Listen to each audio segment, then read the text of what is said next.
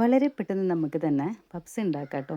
അപ്പോൾ ഇതെങ്ങനെ ഉണ്ടാക്കിയെടുക്കുന്നത് നോക്കാം. അതിന് വേണ്ടിയിട്ട് ഞാനിവിടെ ഫസ്റ്റ് ഫില്ലിങ് റെഡിയാക്കാണ്. അതുകൊണ്ട് കുറച്ച് വെളിച്ചെണ്ണ ഒഴിച്ച് കൊടുത്തിട്ടുണ്ട്. ഇനി കുറച്ച് സവാളയും അതേപോലെ തന്നെ പച്ചമുളക്, ഇഞ്ചി ഇതൊക്കെ ചേർത്തിട്ടൊന്ന് നല്ലതുപോലെ ഒന്ന് വഴറ്റിയെടുക്കാം കേട്ടോ. ആവശ്യത്തിനുള്ള ഉപ്പും കൂടി ചേർത്ത് കൊടുക്കാൻ വിട്ടുപോകരുത്. എന്നിട്ട് നമുക്ക് നല്ല സോഫ്റ്റാണ് സവാള നല്ലതുപോലെ ഒന്ന് സോഫ്റ്റാകുന്ന വരെ ഒന്ന് വഴറ്റി കൊടുക്കാം കേട്ടോ. എന്നിട്ട് നമുക്ക് ഇച്ചിരി മുളക് പൊടിയും മല്ലിപ്പൊടി ഒരു ടേബിൾ സ്പൂണോളം ചേർത്തിട്ടുണ്ട്. പിന്നെ മഞ്ഞൾപ്പൊടി ഇതൊക്കെ ചേർത്തിട്ട് നല്ലതുപോലെ ഒന്ന് വഴറ്റി സോഫ്റ്റാക്കി എടുക്കാം. പിന്നെ നമ്മുടെ കുരുമുളക് പൊടിയും കൂടി ചേർത്ത് കൊടുക്കാം. ആ ഒരു പച്ചമണമൊക്കെ ഒന്ന് മാറി കിട്ടുന്നവരെ നമുക്കിതൊന്ന് വഴറ്റിയെടുക്കാം കേട്ടോ. അങ്ങനെ നമ്മൾ ഫില്ലിങ് ഇവിടെ റെഡി ആയിട്ടുണ്ട്. മല്ലിയിലയും കൂടി ചേർത്ത് കൊടുക്കുന്നുണ്ടെങ്കിൽ അങ്ങനെയും ചേർത്ത് കൊടുക്കാം. ഇനി നമുക്ക് നമ്മുടെ മാവ് റെഡിയാക്കാം. അതിന് വേണ്ടി 3 കപ്പ് മൈദ, ആവശ്യത്തിനുള്ള ഉപ്പ്, ഇനി കുറച്ച് കുറച്ച് വെള്ളം ചേർത്ത് നല്ല സോഫ്റ്റായിട്ടൊന്ന് കുഴച്ചെടുക്കാം കേട്ടോ. കുറച്ച് കുറച്ച് വെള്ളം ചേർത്തിട്ട് കുഴച്ചെടുക്കാം. അപ്പോൾ നമ്മൾ ചപ്പാത്തിക്കൊക്കെ കുഴക്കുന്നതിലും നല്ലതുപോലെ കുറച്ചും കൂടി സോഫ്റ്റായിട്ട് വേണം ഇത് കുഴച്ചെടുക്കാനായിട്ട്. കുറച്ചും കൂടി ലൂസായിട്ട് വേണം. എന്നിട്ട് നമുക്കിത് കുറച്ച് ഓയിലൊന്ന് മേലയിലേക്ക് ഒഴിച്ച് കൊടുക്കാം. എന്നിട്ട് നല്ലതുപോലെ ഒന്ന് കുഴച്ച് കൊടുക്കാം കേട്ടോ.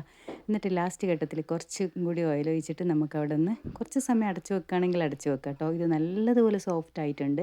ഇനി നമുക്കിത് ബോൾസ് ആക്കി എടുക്കാം. അങ്ങനെ ഞാൻ മുഴുവനായിട്ട് ഇവിടെ ബോൾസ് ആക്കി എടുത്തിട്ടുണ്ട്. ഇനി നമുക്കിതൊന്ന് പരത്തിയെടുക്കണം. നമുക്ക് ഒരു പപ്സിന് വേണ്ട വലുപ്പത്തിൽ മാത്രം ബോൾസ് ആക്കി എടുത്താൽ മതി.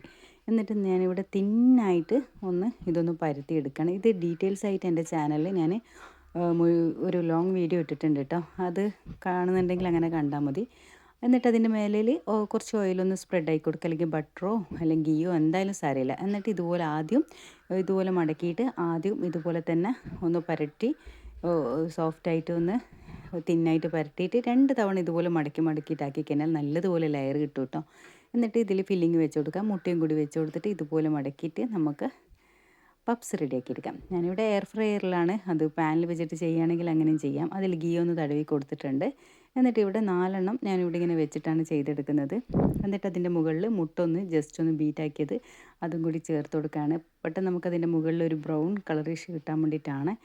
അപ്പം ഇനി നമുക്കിതൊരു 150 ഡിഗ്രി ഒരു 25-30 മിനിറ്റിനുള്ളിൽ നമുക്കിത് റെഡി ആയി കിട്ടും കേട്ടോ.